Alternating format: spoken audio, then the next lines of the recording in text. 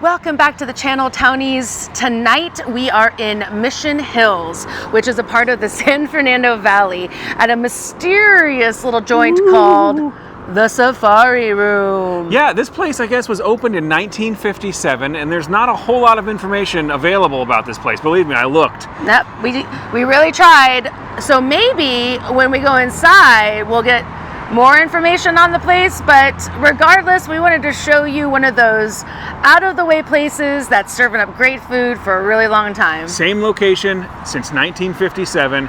We're gonna head inside, but before we do, don't forget to like and subscribe. Also share, guys. It helps us, it helps the channel, and it helps save the environment. Exactly, and we can't thank those that have followed us. Thank you guys. Thank you guys so much. We are absolutely thrilled. This has been so fun so far. Yeah. So we can't wait to go inside. We'll see you in. We'll see you in there. Take care.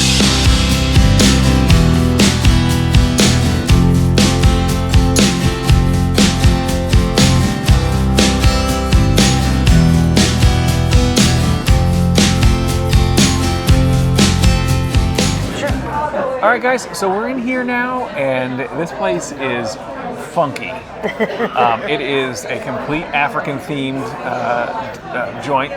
There's masks on the walls, and turtle shells, and spears, and leopard prints. Lion statues with topiaries coming out of their head. You know, obviously we're going to be cutting some of those images in and out here just so that you can see, but it is really, unique. really, yeah, it's a unique place. It's eclectic. Eccentric.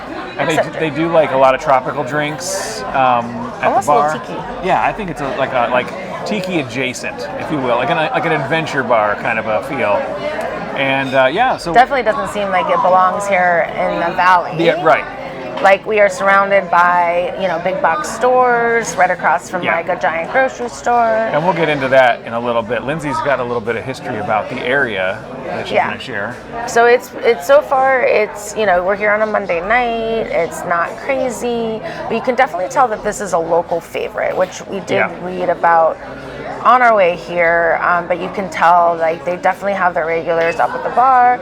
It's one of those places you probably walk to if you live in the area, just to get a great drink and watch the games. So this area dates back to the 1870s when the Pacific Railroad line came into the San Fernando Valley, and this area started to develop. Yeah. And right? Yeah, no, I think it's really interesting. They talk about like after World War II, a lot of young families began moving to the valley in droves. So the valley was full of orange, groves. Yeah, orange groves. There was a lot of produce. Yeah, for sure. I mean, you could, look around for miles and miles and just see orange groves. Now you just see big box stores. Yeah, which kind of makes sense for this place because if you walk out the front door, like Lindsay's saying, it doesn't look like this place should be where it is. It's very out of place. If you think about the fact that people were moving here right about the same time this restaurant opened, so this was a sprawling community, probably had a lot of upcoming stuff, and recently it's been on the decline. Yeah. So it's a lot of like box stores and, industrial type. Yeah, it's just not, this place kind of sticks out. Subways and vape stores, which I feel like is, but that's what, I was saying is after World War II, you had a lot of young families that were looking for the American dream, the white picket fence. That's where it all came from, right? Like where you could get a house and you could afford it and have your family, live in a safe area. This was suburbia, and these neighborhoods grew very, very fast. And really were, when this place opened, this was a completely different. Yeah, this is where you took your family. Yeah. This was like an exotic, dinner. Took a date. Think about during the time when people came to eat here, they didn't travel we do now. I mean, so this decor was probably like really fun, exotic. It's kind of like being at Disney, like on a Disney ride, like the Safari Room. If you are a returning townie, you know what I've got right here. Chardonnay all day. And it's definitely not top shelf. That's funny. Yeah. Legend has it, and I haven't seen them yet, but there's a pair of elephant guns somewhere in here on the wall. We can't find rumor them. has it that the original owner, whose name I could not find, Mystery man, used to use them to hunt elephants. like actual elephants back in which is before I awful. opened the restaurant. So it's like now we would say like, you know your audience. So there's an actual working elephant gun somewhere in here. So that's pretty interesting. Apologies for this interruption, but we have some breaking news. Okay, this is totally Breaking news. Breaking news. Bonkers time. Okay. Safari room, breaking news. Our server just told us, because Matt said one of the few things that you can find online about this place is that there were these hunting guns on the wall that which Matt mentioned, the owner used to hunt with. We started off asking her, like, is there anything you can share with us, because there's no information online. And, she was like, well, I'm kind of new, but and we were like, well, what about the guns?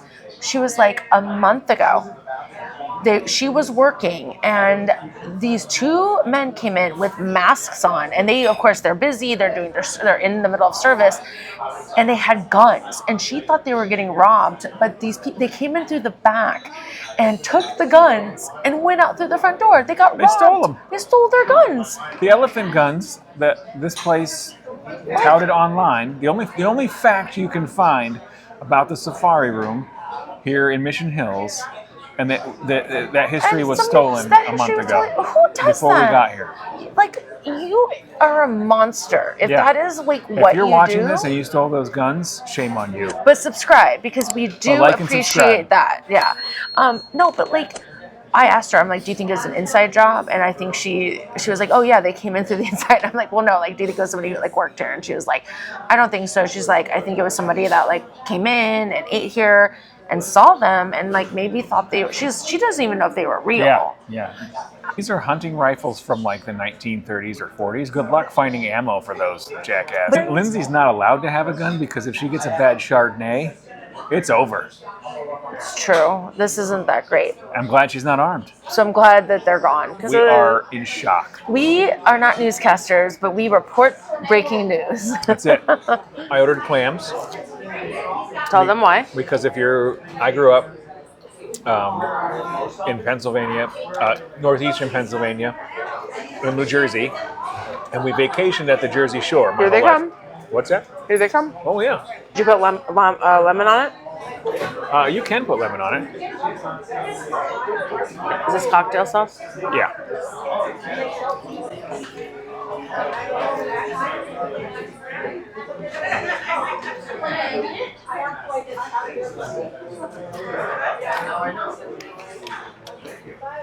I love fried clams. Fried clams are a thing at the Jersey Shore. And so we used to get fried clams and sit on the boardwalk and just watch the waves. So whenever I see fried clams on the menu, I jump because I love them. It's definitely not for everybody though. You gotta love clams.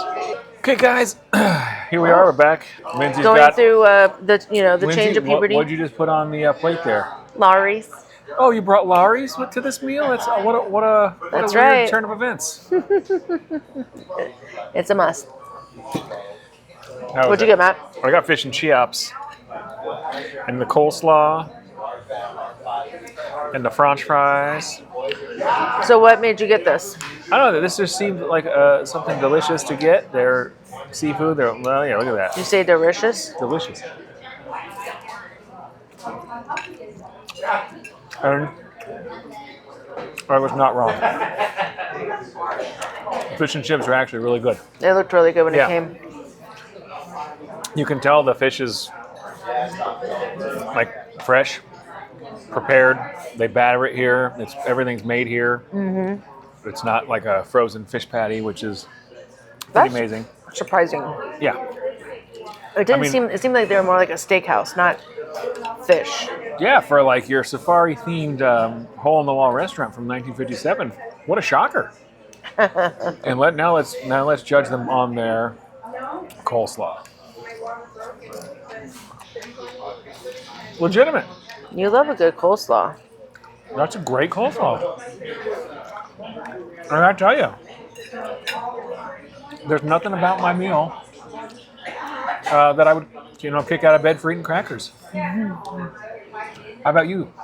Well, a prime rib. I did order it rare. Fortunately, to me, like very well done on the edges. This is like pretty well done. because the middle is a little pink, but it's the edges, which is the best part. It's like the most flavor of the prime rib. That's a little too well done. So anyway, they ended up making a whole new piece for her. well, so what we think, she came back and said this is the rarest piece that he has back there. So they usually make, a prime rib is done in a large, large hunk of meat, and it's sliced. So which I forget about it that. goes from the rarest all the way down to the most well done, which is like the heel, the butt, the section I would eat off of. And this is probably as close to the rare side as they have right now, without cooking an entirely new large rare chunk of meat, which at this hour they just aren't going to be able to do. Yeah. So there's a little bit of blood in there. Don't say that. There's a little bit of gore going out of that.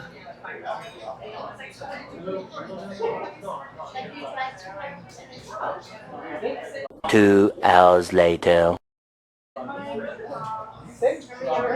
We've reached the end of the information for this restaurant. As a matter of You fact, said the precipice. we are at the precipice. Let's go back to the precipice. I feel like we've actually given this restaurant history because it was lacking. So we're going to finish up our meal here. I love that. We gave it to them. You're welcome, Safari Room. No. So we're going to wrap this up here, guys. Get everything in a box, and we'll meet you outside for our closing. See you outside. Pew, pew, pew, pew. Nope, no guns here. Sorry. No guns. Guns were stolen. Guns are gone. All right, guys, we are officially full. Kathy, who was our server, shout out to her. I do want to say, amazing service. She really did care. She was, to go back and to get me a cut of meat that was not as well done. But we had an amazing time here. You know what time it is, though. Yep, it's time for the Sasquatch Scale. Ah! So this place is going to get all of one Sasquatch. Yeah. So we've told you guys, Yeah. when you have a classic restaurant, they typically have not switched the chairs. Yeah, those booths are from 1957, guys. They have the booths, they have half booths, and they have like the half, chairs, half booths, which is nice. If you are bigger, that's what we did. I sat in the booth, Matt sat in the chair. Chairs they're not comfortable for more than like a half hour. The booths are uncomfortable. It was a quirky little place here in the valley that it's so funky, man. You got to try this place. I mean, at least come in and have a drink at the bar. Yeah. That's what we'll say. All right, guys. So that's it for us tonight on My Town Eats. Thank you guys so much. You know the drill. We do have to ask one more time that you like and subscribe because it helps to save the snow leopards. It helps us, it helps the channel, and it helps the snow leopards. The snow leopards, guys. If you don't care about us, care about the snow leopards. So thank you guys so much. We appreciate it. We will see you next time on My Town Eats.